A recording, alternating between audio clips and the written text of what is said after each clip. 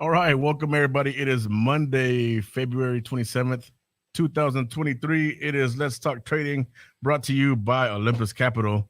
On today's episode, we're going to be talking about the differences between fundamental and technical analysis, as well as the importance of risk management. But before we get into that, like usual, we always like to talk to the guys about how their week went. We're going to go ahead and start it off with Jose, man. How you doing, man? What's going on, guys? I'm doing great, man. Can't complain. It's a little hot in here. Hot as balls. Just a little hot. Just a little hot, yeah. If we look a little bit shiny. Yeah, they're working on the AC in the building out here. So if y'all see us perspirating, just don't hate. Yeah. My week was cool, bro. I had a cool week. Just like the week before, I've been focusing a lot on my other business. So I've been in and out the city, in and out the state quite a bit. I took 2 trades total last week. Sadly, both of them red, but like we talked about, it was in my plan. Ain't no biggie. Keep it pushing, right? But yeah, man, that was my week as far as trading goes. Pretty chill, nothing crazy. How about you guys? What y'all got going on? How's the week? Shoot, me personally, bro. I had a great week, but it literally was almost identical to the last week. The only thing is, I'm getting a lot better with what I'm kind of focusing on, which is strategy. But I only had one green day last week, one red day last week. 4 green days. Let me reverse that real quick. But the one red day that I did have was, like I said, identical to the last red day that I had last week. So I've only had 2 red days literally in the past 2 weeks. But Nice. one of those red days have been like big red days. Oh, So where okay. they pretty much blow up all the gains that I've made a couple of days before. But me, that just tells me that I'm doing something right to be having these as many green days as I'm having and only that one red day. So what I'm focusing on now is trying to eliminate that big red day, which is happening because I'm over trading. Like I literally know what's going on, and I almost did it today. Like today, I had a super super fat green day, and I went back and dipped my toes, and I gave back like $60, and like that kind of flipped the switch in my head from saying this is exactly what you were doing last time on those big red days. So catch yourself now before it happens again. So I caught myself before it happened again, and yeah, I had a super fat green day today. Like I said, I've only had 2 red days in the past 2 weeks now, starting with counting today, so 2 red days. Yeah, I think my trade is going pretty good. Me personally, getting back to how I want to trade, I'm feeling good about my trades again. My confidence is back. I'm being able to size in a little bit more just because I'm more confident with my trades. But yeah, I feel like I'm trading fast, That's honestly. called growth, baby. Yeah, that's good. That's good. Yeah, so that's me personally. I'm loving it, bro. Like I'm in a good mood. Like I'm trading completely different than how I was like a month ago. So for me, everything's going good. I just gotta get rid of that literally one bad day out of the week, and I'll be fucking good. Even if I have a red day, I need to make it as small as I can instead of having it be so big. But that was my last week. And yeah, how about you, Trent? Going pretty well. This week was very similar to last week. I mean, last week I was mainly focusing on the strategy I was in with very small size, just trying to make sure that I had down what I needed to have down.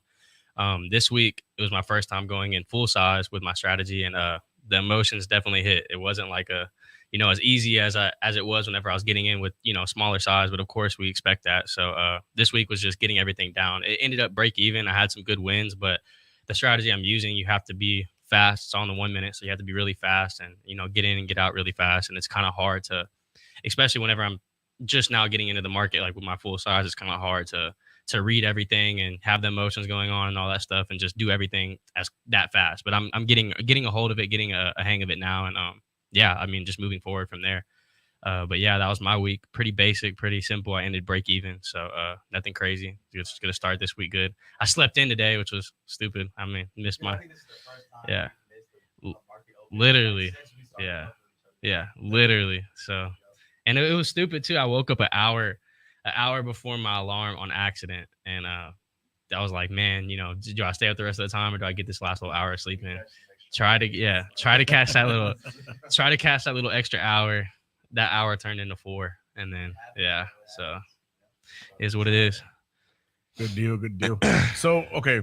So, we're talking about fundamental and technical analysis. So, for the people that don't know, for the viewers that are watching us, can one of y'all break down what is fundamental analysis?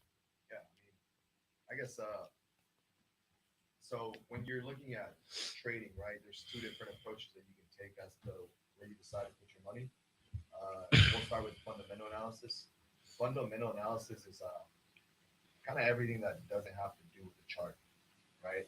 Yeah. Anything that doesn't have to do with candlesticks. Fundamental analysis is basically the groundwork for why things move. So, in relation to depending on what you're trading, whether it be stocks, forex, et cetera, there's different concepts that make up fundamental analysis. When we get into it, we can talk about economic cycles, what's going on in the global economy, what's going on in your local economy. Like if you're trading the dollar, or something like that, you're going to look at different news that are coming out, the fundamentals of a company, what a company actually does, how much debt they have, the products that they're pushing, stuff like that.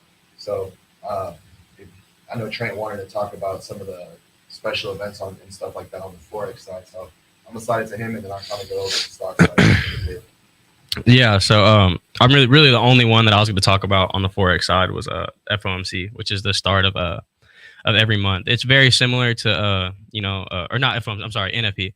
But it's very similar to FOMC. It's very similar to CPI, PPI, the things that you're probably going to get into. But yeah, it's just be aware of news. I mean, fundamental analysis is the way I think of fundamental analysis is just news. Every time I think of fundamental, I think of news. So be aware of the news. Be aware of what's going on with what you're trading. If you're trading one individual, currency or stock or whatever it may be aware of what's going on with that. And whenever you're talking about forex, you want to pay attention to like the GDP, like if you're trading like the US dollar versus the yen or something like that, you want to know what's going on in Japan. You want to know how their government's doing or how their economy's doing and stuff like that. And yeah, so whenever you're on the forex side, you definitely have a lot of things to keep up with as far as like different countries.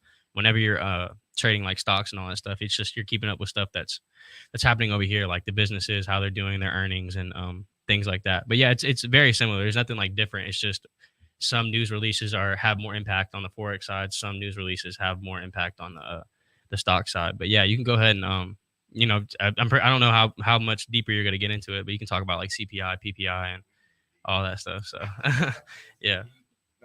So when it comes to I learned all my fundamental analysis around stock market. So I kind of get into it on what I know on that side.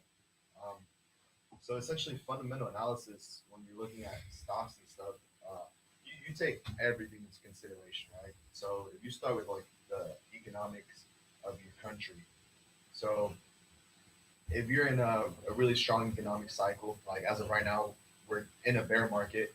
So most of the trades that you would take would be considered more profitable or higher probability to the downside.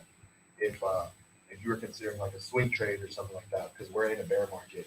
So when you take into consideration like everything that's going on in the economy, we also get into like CPI, PPI, so consumer price index, like the cost of goods, interest rates, inflation. So all that stuff matters when it comes to us making trades. So when we're actually actively day trading and you have some big news event coming out, like the Federal Reserve is speaking, Jay Powell is speaking, or CPI data just came out, or we're in the middle of FOMC week.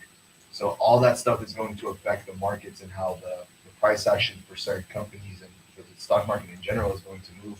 So your fundamental analysis, you take all that into consideration. So just for a quick example, if interest rates just went up because we're trying to fight inflation, then depending on if you're a buyer or a seller, that's going to affect you differently, right? If you're a buyer, it's not as attractive to be a buyer when interest rates are going up or when inflation is going up, right? Because it's more expensive to borrow money and at the same time you're getting less. If you're a seller, if you're letting people borrow money, if you're a bank and interest rates are high, that's great for you because more people are going to be paying more money to borrow that money. So it goes back to the same thing as on the government side, right? When interest rates are going up so if you guys have been paying attention to what's been going on in the last, I guess, a year now since inflation really started going up, the Federal Reserve fights inflation by raising rates. So when you raise interest rates, you're paying more money. There's a higher interest in that currency, right? So for like our example, it's the US dollar. When there's a higher interest in our currency, a higher interest rate on our currency, it's more expensive to borrow money. more expensive to borrow money, people, not just people, companies, other governments are gonna be not as attracted to borrowing money. When you're the lender, you want to let people borrow money at a higher interest rate. Right. So that's the fundamentals. Like the fundamental analysis ties everything in. So you look at the economic state of the economic state of our government, or whatever government that like we're talking forex, whatever government currency that you're trading, or country's currency that you're trading. You want to have an idea of what's going on in those markets so that you can make a better decision on your end. Yeah. For stocks, we look at a lot of like balance sheets. Or I personally don't look at them because I trade more technical, but you look at balance sheets, you look at earnings reports. How much money is that company actually bringing in? What kind of products are they pushing? If you're if we were talking during COVID 2020, right? All those companies that were like big pharma and pushing for the vaccines, those companies blew up, and that's more of a fundamental trade, right? You could have never looked at a chart, but invested into like Pfizer or Moderna or something like that, and your money was going to grow, right? Based on the fundamentals of it, right? There's something big going on. They need medicine. Those companies produce medicine. You know what I mean? So that's the way that I look at fundamentals. It's like the actual like I would say like the common, not it's not common sense, right? Common sense ain't common, but the day-to-day reasons, or like the fundamental reasons why you would want to invest into a company, right? Like Yeah. kind of why something is supposed to happen. Yeah. Similar to something that. that's Yeah. supposed to happen. Now, keep in mind, like And- for me, personally, I think we're all pretty much technical traders. Like for me, I know that I don't really much pay attention to the news, kind of like really whatsoever. Whenever I trade in the morning, like I'm not looking at the news at all, like literally at all. Me, I'm literally like a straight technical trader. The only reason why I don't really fuck with the fundamentals is just because, like, to use an example, Apple just had earnings, right? They shit the bed in every single way in earnings, and they still ran for like 2 or 3 days after that came out. So I mean, if you were trading fundamentally, like in reality, Apple was. If you're gonna trade fundamentally, right? If Apple just shit the bed on earnings, Apple should be going down, right? Yeah. You would expect it to go down, right? Yeah. But that's not what happened. For God knows what, Apple just ran for like 3 or 4 days straight after shitting the bed in earnings. Yeah. How do you? You know, Yeah, I was just gonna add on to what you were saying. I'm not trying to cut you. I was gonna say like as far as fundamentals go, I would use that more as like giving you somewhat of a bias towards it, as instead of it being like an entry, or oh, I think I'm going long or short. It's just people who kind of trade fundamentally are kind of people who are kind of looking to invest in the long term. Like who don't look at charts every day. Of course, Kind of, yeah. Trying to put their money there and let it grow for like the next 5 to 10 years. Yeah. Like I feel like if you're gonna trade fundamentally, you have to be kind of, I don't want to say a swing trader, but more of an investor trader, because there's definitely a difference between the two. Yeah. Yeah. And then also just one last thing I wanted to add, since Jose did pretty good at breaking down all of the CPI, PPI, and all that stuff. I just wanted to explain what NFP was and all that stuff. I'm just like really quick. So NFP is non-farm payroll. Basically what that is, it's just reporting the amount of jobs that are added or lost to a country or an economy or whatever. So if there's more jobs in the private sector or the government or whatever, if there's less jobs, and obviously you want more jobs, you want there to be more jobs or whatever, but it can affect different places differently. It just depends, just like we were talking about with earnings and all that stuff. It's never a set in stone thing. It's just whatever. So just so y'all know what that is, that's non-farm payroll. That's what NFP is. And then the other thing I wanted to say is what GDP is. That's a gross domestic product, and basically that's measuring the value of products in a country, like the things that you're buying, like the food that you buy, the water that you buy, the everything that you buy, toilet paper, all that stuff. So that ties in with inflation and stuff like that of a country or economy and all that stuff. But just so y'all know what that is, gross domestic product. It's just the rate of how much the different goods and things cost in a country. So you want to know like what their inflation is and all that stuff. It just keeps you knowing what's going on in a certain country. And obviously, yeah, exactly. And obviously these are more they have more of a pool on the forex side than they do on the stock side. But yeah, just so y'all know what that is, because I know I said it earlier and people probably don't know what GDP is or NFP and stuff like that. So right now, what y'all talk about the fundamental analysis. Where can somebody get like what resources can they use like to get information and stuff Yeah. like that? So obviously you can do your own research online and find find whatever fits best for you. I'll give you two great options that I use. One I use every day is trading economics. I use that every day just to look at it, just to see if there's like a news release that's going to happen like at a pre-market or something like that, or to see if there's the market's going to be closed or something like that, because I don't keep up with my holidays at all. Just stuff like that. And then if you don't want to use trading economics, which these are free, these are all free, you don't have to use anything or pay anything or whatever, you can use Market Watch. And I know Market Watch is something that a lot of people use. So Like for me personally, I like to use Twitter. Like for my Twitter, I literally Smart. follow people Yeah. who are like top tier traders. And another really good page that I can recommend everybody to follow is Unusual Whales. They usually put out tons of good information, a lot of news, a lot of updates on what's going on in the markets, what's going on in just the overall money world. So Unusual Whales on Twitter, and just Twitter overall. But I'm not saying go follow the guys with the Lambos who are saying, oh, come by my course and you'll know this and that. I'm talking about the guys who are actually trying to put out free information, for example, or like people. Well, let's say like Unusual Whales is following somebody and they're a trader.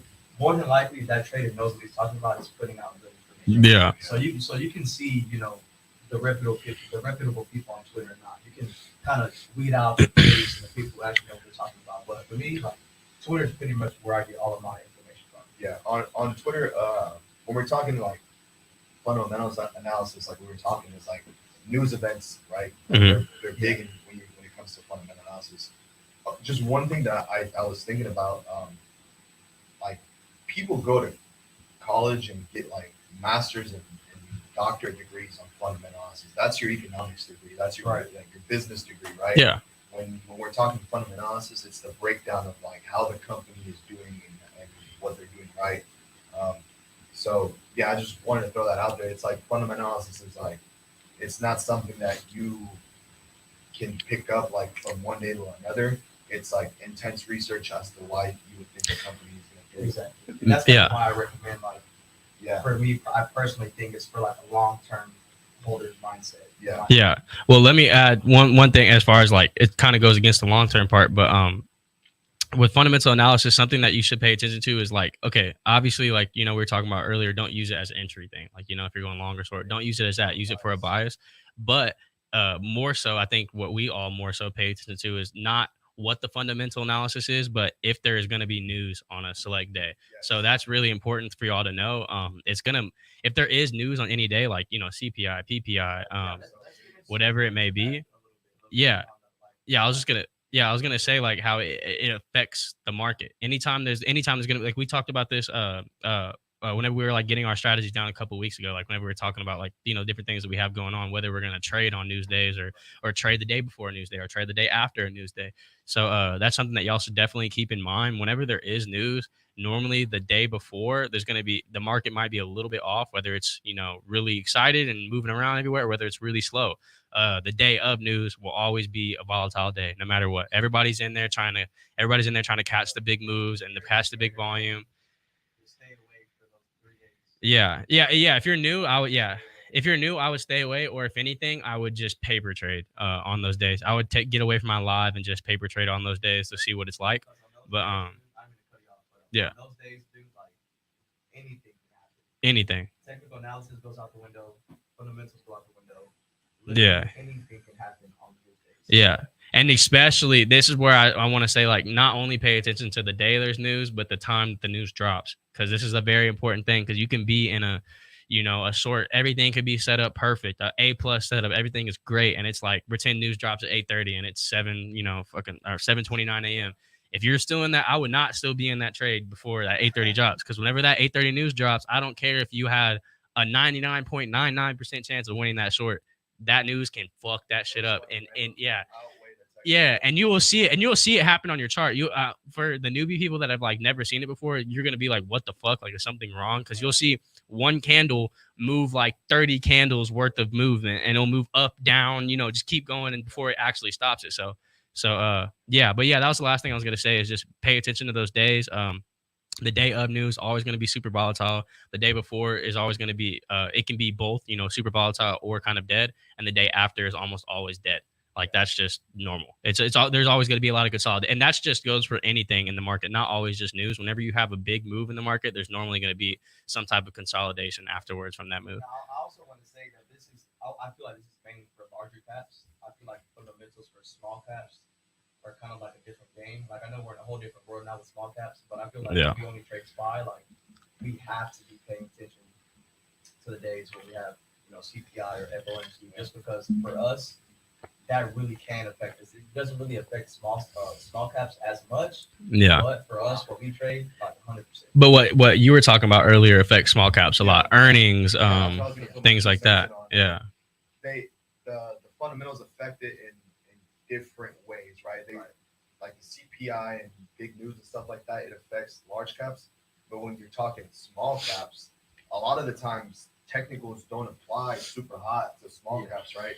So you have to look at the fundamentals. If you're trading a company that's like $6-7, and small caps are stocks under $10. Yeah, anything under $10. If you're trading something that's on the smaller end or a low float or something like that, then any news event could skyrocket or tank it, right? If there's an acquisition, if there's a merger, if they're going underwater, like they're going bankrupt or something, those are the fundamental things that you need to keep an eye out when you're trading those kind of companies. And when we were talking about sources on information, one quick plug, and I follow, and I've been using them for maybe not a year, but a few months for sure. While I was trading options, I used them a lot. They're on Twitter. He's a guy. He runs a page called Fast Stock Market News. He has a Bloomberg terminal, so he's getting. Oh, he paid money for that Bloomberg terminal. Yeah. Sure. So I don't know if y'all know how much that costs. That's Bloomberg expensive. terminals are expensive as hell. Yeah. And he does all this for free. So all he asks is that you follow you turn his alerts, show some love on his account. He doesn't ask for you to pay or anything. And what's his account name again? His account name is Fast Stock Market News. FSMN. Yeah. People pay thousands of dollars a year for that. Yeah, he's on Twitter. Bro, he is on top of it. Right? When news drops, within seconds he's tweeting it out. I'm not sure if he uses a bot, honestly. Like his stuff is super on point. Yeah. He will drop news on everything when it comes to CPI, PPI, interest rates, acquisitions for small companies. Oh, he's probably dropping news on things that you didn't even know were important to the things that you were trading. So yeah, bro, for sure. He's dropping some heat. That was it. Oh, that was it. I didn't have nothing to say. I was like, what? I'm over here trying to give everybody the heads up.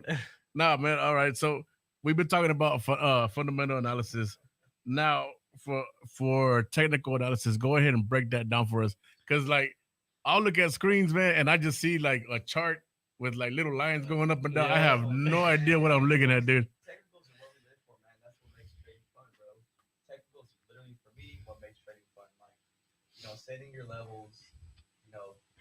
Like for me, I went and set my levels last night on my 4 hour. I'm sorry, on my 30-minute, and then I had zoomed in on I zoomed out on my 4 hour chart, and just to, like where I placed my levels, looking from the bigger picture, it just lined up so perfectly, even with points that were like 3-4 months in the past. Yeah, like they were just showing levels. Like I know for me, for example, I only place my levels, and then I'll look for.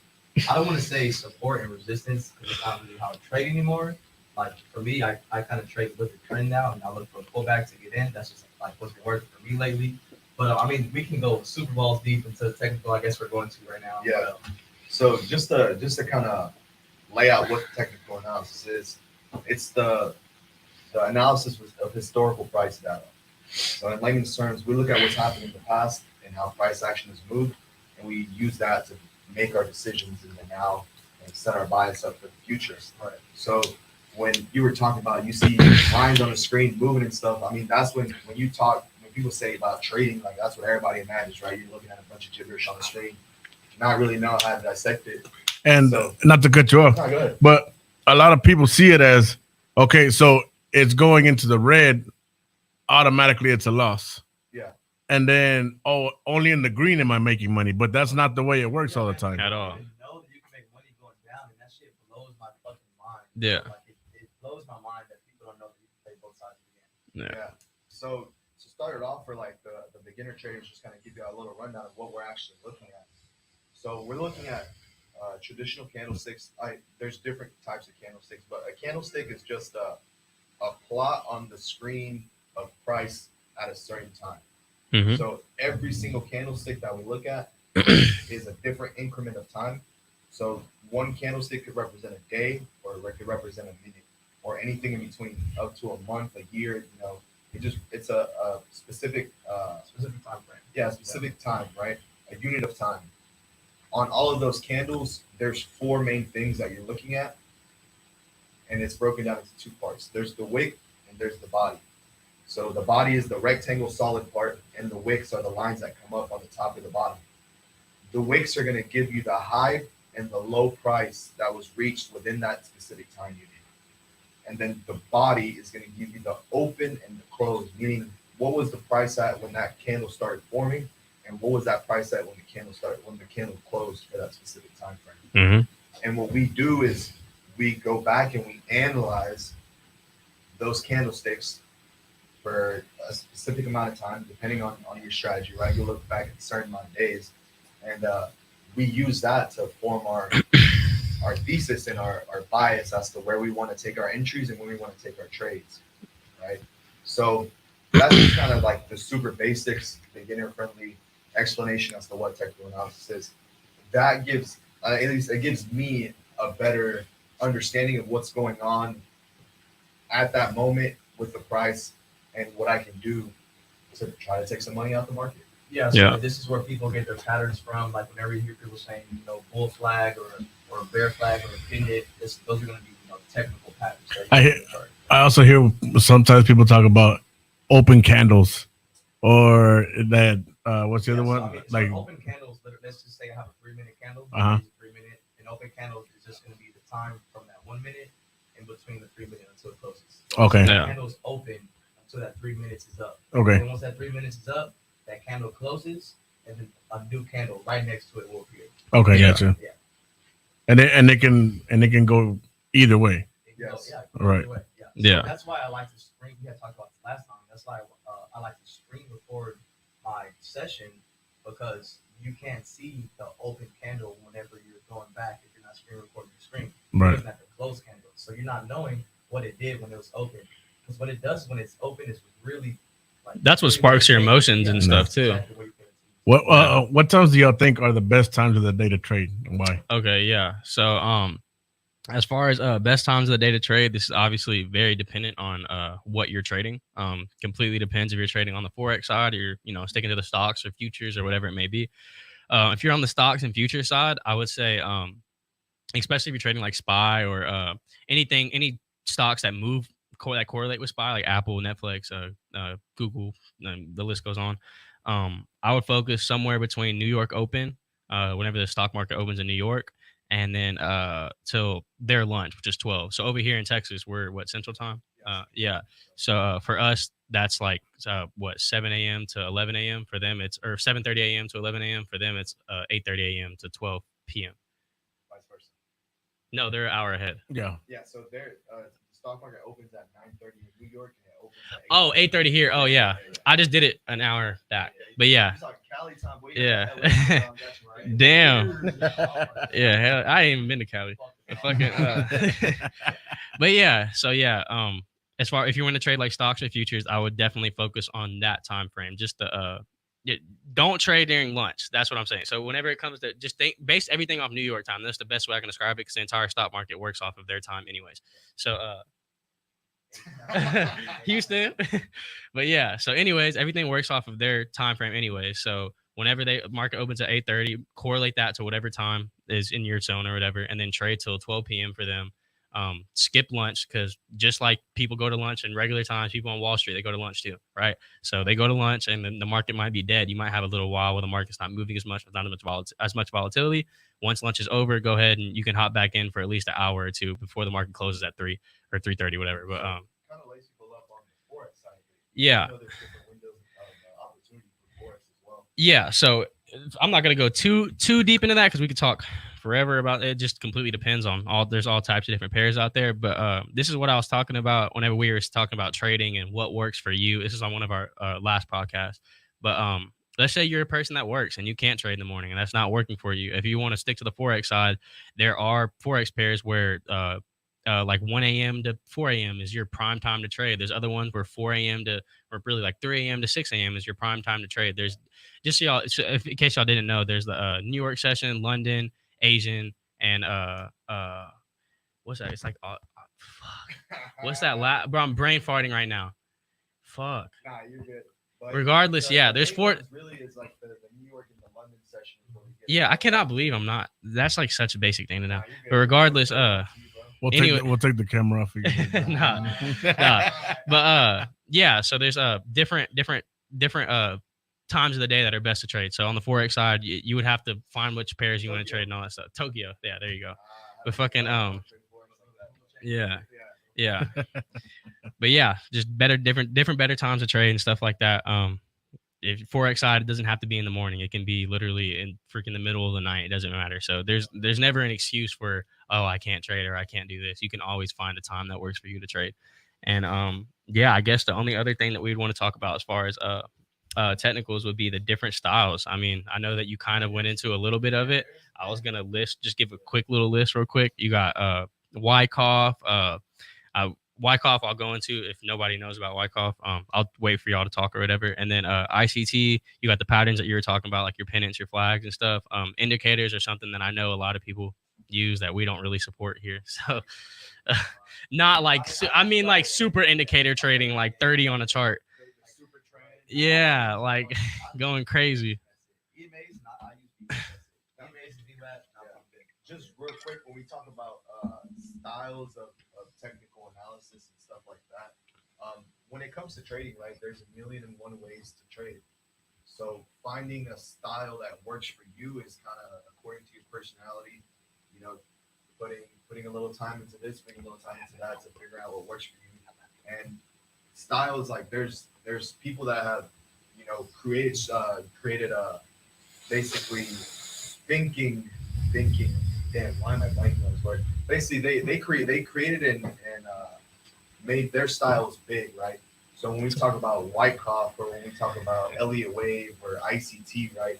These are all traders that figured out something that worked for them, and there we go, popularized it, right? So you can go in and explore different options as to technical analysis. It's not all just one thing. It's not all that's just. The thing. I love that you said that, bro, because people don't understand. People think that trading is black and gray. People think that I trade the same, you trade the same, you trade the same. Trading is not black and gray whatsoever. You literally have to figure out what works for your personality type, and that's why we said at the beginning when we first started this podcast, you're gonna figure out who you are as a person, because if you don't, you're never gonna make it as a trader, because you're never gonna find the style of trading that really fits your personality type. Like that's literally everything. So if that means you have to go try 10, 20 different styles of trading to figure out what works for you, that's what you're gonna have to do. That's the sad reality. Like that's what you're gonna have to do. You're gonna have to take the time, you're gonna have to put in the work, you're gonna have to lose some money to figure out what style of trading fits your personality. There ain't no secret sauce. Like there's not, like I said, at it's all. not black and gray. Like you're gonna have to lose a little bit of money, you know, to learn what works for you. But once you find what works for you, you figure that out.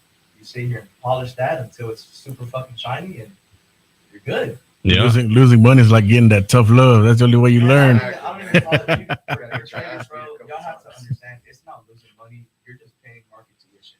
You know what I'm saying? Like that's all it is. Because that's a good way to see it. Yeah, you have to see it that way, because, like Jose said earlier, the money you lose in the market is gone. You're never gonna get it back. Right. You can't. Oh, this is a fraud charge. But you learn from it.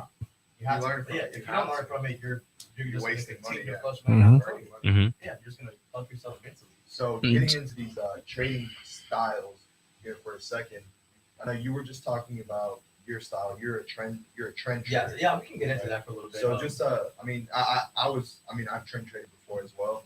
So just kind of breaking. We'll kind of go around, because you say you're gonna break down a little bit on Wyckoff, right? Yeah, I wasn't gonna go. I don't think we should break down any real style of trading, because then it would just, you would be talking about it forever. I don't think there's no point in that unless they're going to be trading that. I was going to say, like, whenever to add on to what you were saying earlier, whenever you're saying there's different types of technicals, some of them, like you said, it depends on the person you are, the type of trader that you are, right? So there are some type of technicals where you can find what's that called? The best way I can use is a cookie cutter setup, but there's a different way to say it. But regardless, like you can, yeah, but I'm saying like I'm saying like there's technicals where you can find something that happens over and over and over again in the market, and you can just pop that, like something that's quick. It doesn't take much to see it. It's just you see it, boom, and you get in. And there's also technicals where Wyckoff's a great example of it, where you're like you have to analyze like 5 different time frames. You have to read hours worth of price action to make. You have to like mark your preliminary support, so selling climax, all these different things have like 15 different things marked up on the chart just for this one spot, right? But it's a very high probability entry and stuff like so. You can be one of those people that wants to wait for something that's like 90%, and you do a whole bunch of technical analysis work to get to that. Or you can be somebody that has like, okay, I just want a flag every time. I want to see a flag every time. Boom. Flags are, we talk about that. It's super simple. In a perfect setup, like I'll explain the setup that I took today, which is for me, which is like my literal almost go-to setup every time that I see it. So the setup that I took today, right? So we started off the open really, really strong. We had a strong push up, right? So we were coming on the 30-minute 200 EMA that I saw on the 30-minute chart. And I told myself, you're either going to reject that shit super, super hard, or we're going to explode off of it. Remember last 2 weeks we were here? Mhm. So like, bro, every 30, we were at the gym with Jose. I was like, every 30 minutes when it hits the 200, it fucking explodes. Yeah. So us losing as much as we did in the market last week, kind of getting back into the bear market, kind of told me, okay, if we bounce back to this 200 EMA, we might reject hard as fuck.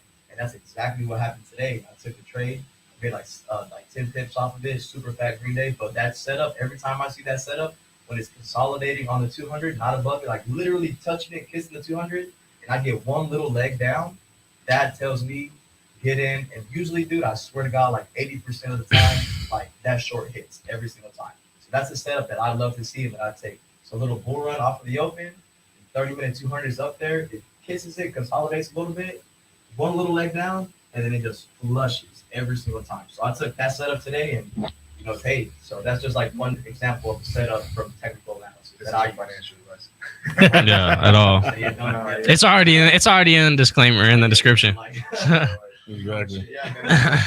Like we were saying, like there's those are kind of like the two different approaches that you can take to looking at your investments and looking at where you're going to put your money, right? Fundamentals or technical.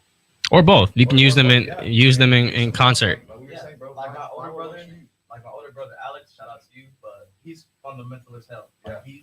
he hasn't bought any new positions for the long run the entire year of 2022. I believe it, Because he knows, like he doesn't trade or he's like against trading and shit, but he knows his fundamentals like the back of his fucking hand. Like he's a smart dude when it comes to that shit. Like he knows he low key called 2022 the way the market was gonna play out. Low key at the beginning of the year, kind of like where we're at right now. So like shout out to him. But like him for example, he's just someone who wants to grow his money for the long term. So he's really good at fundamental analysis. So he can make his own decisions for like, let's say the money that's going into his 401k, because he can for damn sure control that money a lot better than the banks would for him. That's what they're doing regardless. You know what I'm saying? So shout out to Alex on that shit. It's a good example. Mix and match and catch them all, baby. Yeah. That's it. What works for you? So we've spoken about fundamental and technical analysis. Now, for the last part, what we wanted to add on to that for everybody that wants to know about risk management that comes along with this. Risk management is not the biggest thing behind emotions. That's just one of the most important things of trading in general. You can be a 90% profitable trader, or you can literally, like we talked about this earlier, this ICT talks about it, but you can be a 90% profitable trader or like a 30% profitable trader. As long as you have good risk management, you can still be a winning trader. The people that are on the lower percent side of their win rate and all that stuff, I would call you more of a great money manager as opposed to a trader. You're really good at managing money. Your trades aren't the most accurate, but you're so good at managing money that you're gonna, over the long run, you're gonna make money. But risk management is by far the most important thing to trade. You can learn fundamentals like the back of your hand, technicals like the back of your hand. If you have no risk management, you're gonna blow every account that you have. It's just gonna happen. But just basically to explain what risk management is, it's basically your stop loss versus your profit target. So where you have your stop loss set. So let's say you have like a set amount that you want to lose. Like you want to lose $1,000, right? $1,000 is what you're okay with losing. You want your emotions won't get crazy if you lose that. Mind you, that's something you also really know for your risk management. whatever you're gonna have as your stop loss, make it something that you're okay with seeing go out of your account. Like whenever that happens, like yeah, exactly. Whenever that happens, you're not gonna be like, fuck, like is this really gonna mess up my next trade? Somebody said this the other day. It was maybe one of y'all showed it to me, or I seen it on a YouTube video. But he was basically saying like your position size should be good enough for you. When if you lost, you are still good for the next 3 trades. So you can still take 3 trades after that and not feel some type of way about it. You're not like, oh crap, am I gonna have to lower the size on these or whatever, blah blah. In reality, you should be able to lose 2 trades, and on that 3rd trade, you should still be able to eat those 2 L's and be in profit on that 3rd trade. That comes with proper risk management. Yeah, 100%. But yeah, so let's say you wanted to lose $1,000. That's just your number. You're okay with that. So your profit like a 1-to-1 would be you're risking $1,000 to make $1,000. A 1-to-2 would be risking 1,000 to make 2,000, and so on and so forth. So that's just risk to reward in a very basic sense. Yeah, it's just the best way I can describe it is whenever you're trading, or the best advice I can give is whenever you're trading, you at least, I mean, at the very least, I know there's scalpers out there that crush it on 1-to-1s, and they just do that all day long. But I would really preserve that for a more advanced trader that knows what they're doing, that's been in the market for a while and has that chart time. But I would say at the very least have a 1-to-2. If you have a 1-to-2, that means if you lose the next 2 trades, you're at break even. So at least keep it like that, or 1-to-2 to 1-to-3. You always want to give yourself that cushion, and that's something that we want to talk about as far as risk management is building your cushion, or if you're losing a lot, cutting size. And I'll let y'all go into that if y'all would want to. But I was trying to get funded from that 100K account, and I was using at the time 100, 150 lots, 200 lots, and the numbers that you see in your account are so big. Like your position is going up by thousands of dollars in seconds, or a couple of minutes at a time, using 100, 200 lots. So for me, in my personal psychology, I just wasn't ready to see that shit yet. I'd see that on my screen, and my emotions would come into play. Damn, I have to work a whole week to just see that, you know what I'm saying? So that would get to my head. And then so I was doing terrible, bro. And then I went down to a $25,000 challenge account to try to get funded with that, which is what I'm on right now. And going down to 25 lots. So seeing a more, relatable number. Yeah. Relatable number, So when I do see that I'm down 100 or 200 bucks, I'm not stressing whatsoever, you know what I'm saying? But in the same, vice versa, when I'm up $300-$400, I'm taking that instead of looking for my home runs, because in reality, I know, $400 or $500 for me on this account size, that's a 2-to-1, that's a 3-to-1. Base hits. I need to take that. Exactly. Those base hits. Base hits with trading is how you're going to make it around the bases. Don't get me wrong, every once in a while, you're going to get your home run, you might get a fucking grand slam, but base hits, think about it like baseball, dude. Professional baseball players, a good batting average, fat ass batting average, bro, is in the 300s. You know what I'm saying? Yeah. So that's the fucking major leagues, right? So that's saying that they're only hitting the fucking ball or getting on base 3 out of 10 times, and they're in the major league. You know what I'm saying? Mm-hmm. So what makes you think you being a trader, you're gonna be out here doing 9 out of 10 trades or 10 out of 10? Especially with the statistic, the real life statistic that isn't it 98% of traders are yeah, it's 97 or 98 are not profitable. Isn't that wild? It is. That's actually crazy. It is. Well, that sounds kind of discouraging. I'm gonna kind of flip. That's the truth, though. That's the truth. Anything is possible. Yeah. It is the truth. But same thing. If you put your work in, you put your head down, you put the time in, you don't give up, it'll happen. The only thing I can say is I could be 40, 50 years old learning how to trade. I can't be 40, 50 years old trying to go into the major league baseball. Yeah. You know what I'm saying? That's kind of the only thing. Yeah. With trading, there's no age restriction, there's no time restriction. And trading will always be here too. Exactly. Unless all of the biggest fucking corporations and companies that make this world spin, go away. The world stops spinning. Yeah. Ain't going nowhere. Yeah. All right. So let me give you all my take on this, right quick. I was talking to Trent about this last night. I look at risk management as 2 separate things. Yeah. What you just said and what you just said. And I think they are one and the same, but I look at them separately personally. Yeah. I look at risk to reward for my trades, right? My setups. I want my setups to be 1-to-2, 1-to-3, 1-to-5. That's 1-to-5s are right? beautiful. That's, Five sauce. We're gonna have a fucking drink. yeah. But that's one aspect of my risk management, right? My risk to reward. The other side of my risk management is what you just said: capital preservation. Don't blow up. Try not to become part of that statistic.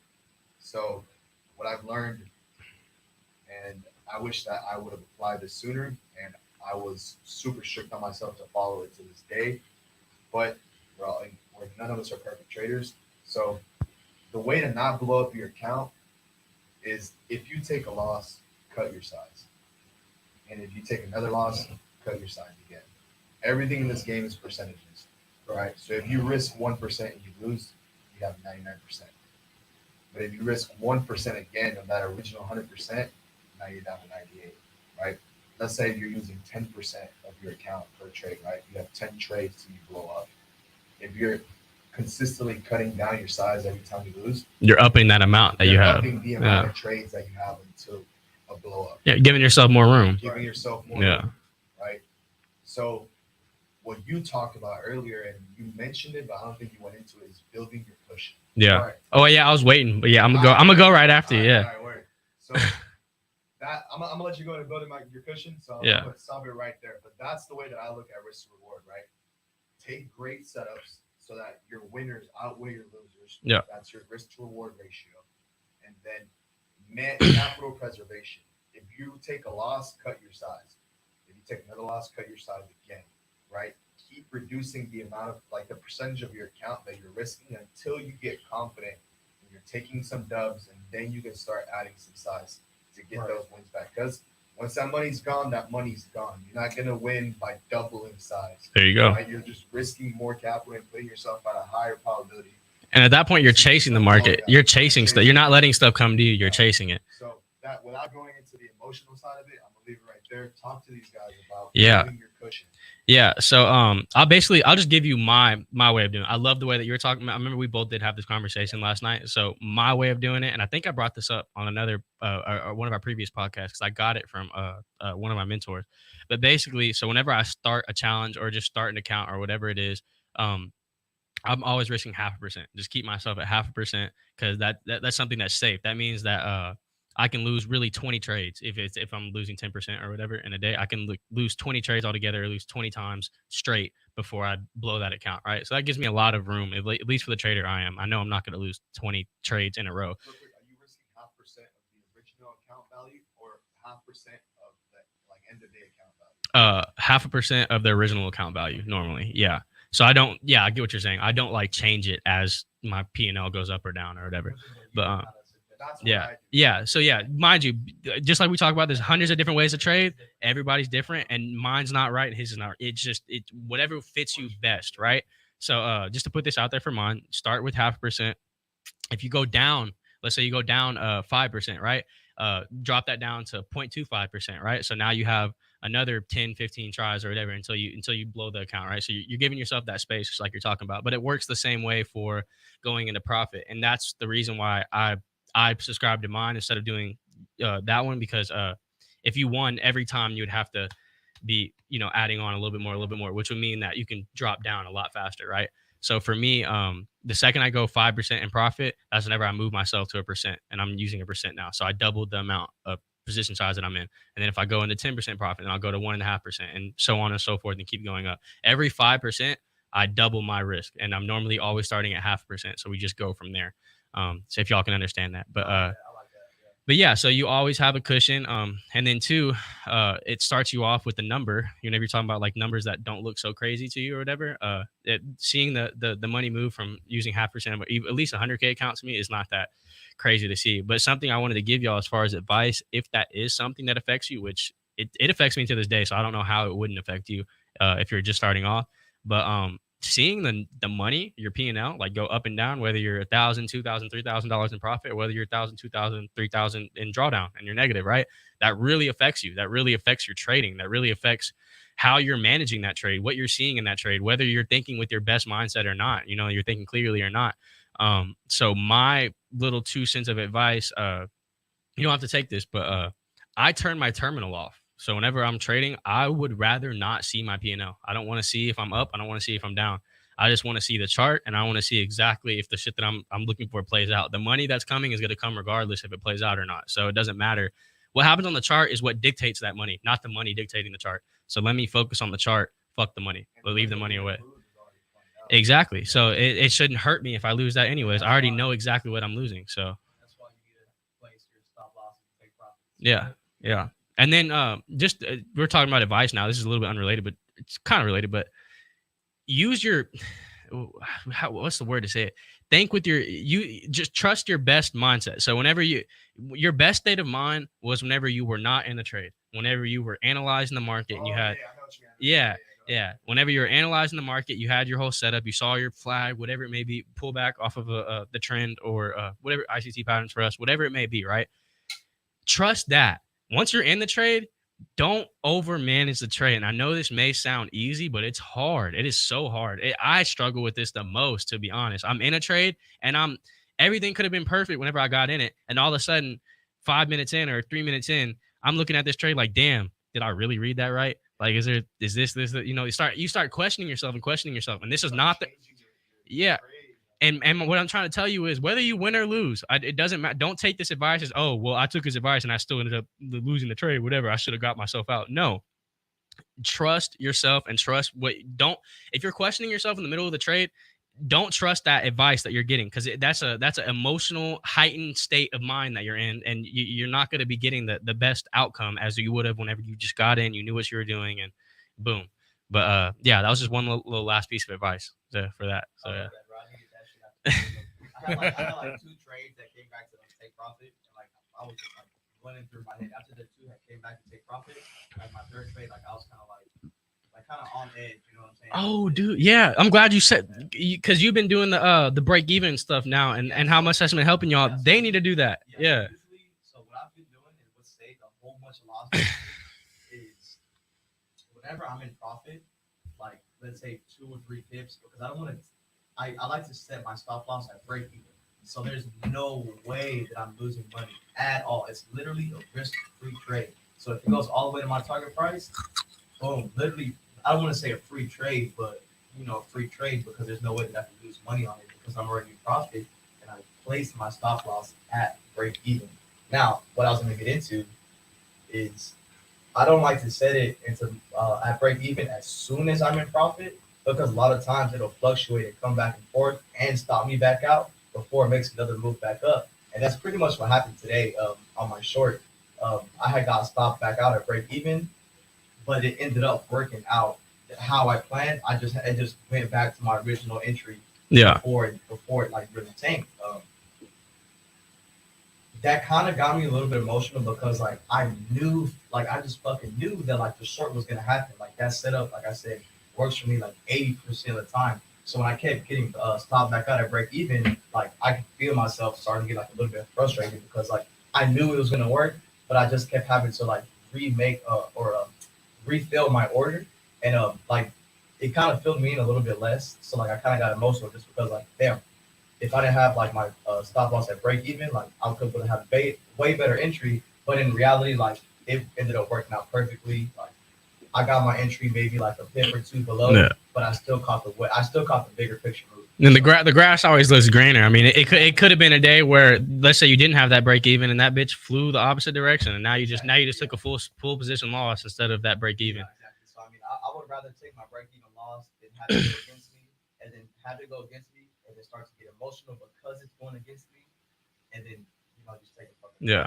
And mind y'all, so as far as break even goes, putting your break even is based on your strategy. So you can have break even if you're 5 pips in profit, whatever it means. You can have break even once you break a new low or high and you create a new higher low. You can have break even for us once you break a PD array or something like that. Whatever it may be, just it has to fall into your strategy, or whatever you're at a 1-to-1, go to break even, whatever it is. But if there is one thing that I would say what goes into risk management and capital preservation a lot is break even, moving your stop loss to break even. It's a good feeling too once you do that, because it's a risk-free trade. You know for a fact, okay, I can calm down. I can take a breath, I'll tell you what, if you let a green trade go red, you're a dumbass. Yeah. Straight up. I wouldn't say that. How many trades have we let go? How many trades of all the people? If Nah. you let a green trade go red, I'm calling you a dumbass. Right? All right. I wouldn't say that. I don't subscribe to that, but All right. Well, because that's completely dependent on your trading style. That is completely dependent on the strategy you're using, all that. I'm like, I'll put this bitch on right now. well, before we get any more into that, man, it's almost time for us to go. We want to go ahead and tell everybody, yeah, it was quick. Even though it's hot as shit in here. Yeah, right. Thank goodness it went by quick, man. But we want to tell everybody thank you. Everybody that's been watching and listening to us. It's been a month, guys. Yeah. Our first month. First month down. Yeah. Let's go. Yeah. Like that, bro. This is just the beginning of. I know that I have tons of people who've been like watching this shit. Like a lot of people from work, they've been coming up to me. So like, people are starting to listen. I feel like we're putting out some good information. I just want y'all to really take this information in. Like, just don't watch it because I'm telling you to watch it. Like, if you actually want to like get into trading, like, keep watching us. Like, pay attention to what we're saying. Just don't, like I said, just don't listen to it because I'm asking you to listen to it. Yeah, we really have a passion for this shit, man. We really love this shit, and we're trying to share our passion with y'all. And we've went through years of learning stuff and going through the ups and downs and all that stuff, so y'all can be here and y'all can skip that process or skip at least a good amount of that process. So yeah. Discount your tuition if that makes sense. Yeah. Pay some tuition, but you're getting Olympus Capital discount. Yeah. They're giving y'all free education on the free 99. But yeah, also something I wanted to say too for all the viewers out there. I know we're starting off with a lot of basic stuff, which this may be super helpful for some people as far as the basic stuff. But if you're a more intermediate or advanced person, or you've seen trading or done trading, on your own, and the things we're talking about you may know already, just know that as we keep going on, we're going to get more and more advanced. The guests that we're going to have on, the questions that we're going to be asking, the things we're going to be talking about, it's all just going to continue to snowball and pick up. Yeah. So speaking of that, we got a couple guests, that we're trying to line up. Yeah, we're lining them up. We don't want to give anybody any names. Is it? Did he get back or We no? don't want to give. Okay. We are trying to get back to a couple really well-known traders to kind of pick their brain on this podcast to give y'all an insight to somebody who's already consistently profitable, making money day trading. Yeah. Oh yeah, and y'all, if y'all have any questions too, bro, shoot those questions our way, and we'll ask the guest that. So, we'll talk to these guys for you. Exactly. Yeah. So one more time, guys, everybody, thank you very much for listening, and we'll see you next week on the next episode of Let's Talk Trading, brought to you by Olympus Capital. You already know. Look for us on YouTube, Twitter, subscribe, because that's where we need to see it. Yeah, man. And we're gonna be talking about the different assets that you could trade, as well as the pros and the cons of each one. yeah. So next week, tune in. More information like usual. And day by day, we're taking it. So, And just so y'all know, that that next pod is it's 50-50 whether it's going to be the asset class or whether it's going to be a guest. We have a guest that's on the yeah. So we have a guest that we have lined up right now, but we're just trying to get the date and the time perfect with them. But if next week works for them, they're going to be here instead of that the asset class one. So yeah, just letting y'all know that. there it is. Get out of here. I always like to remind everybody that it's possible. It's possible. It's possible, baby. All right, y'all be safe. Have a Everybody good have one. a good one. Yeah.